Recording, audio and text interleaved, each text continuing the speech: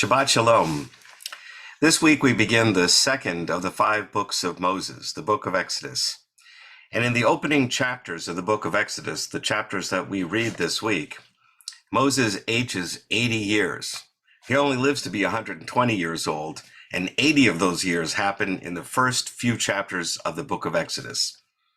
In fact, the scene I'm going to talk about on Saturday morning happens when he's 80 years old and he's taking care of his father-in-law's flocks. And he sees something that's a little unusual, a bush that's burning but doesn't seem to be consumed. And the text says that Moses turned aside to take a closer look to see what this was. And that began his encounter with God and God's commissioning of Moses to go back to Egypt and rescue the Israelites from their slavery there. I'm going to take a closer look at those verses and try to understand what that phenomenon was that Moses experienced, both what he saw, what he felt, and maybe what he heard.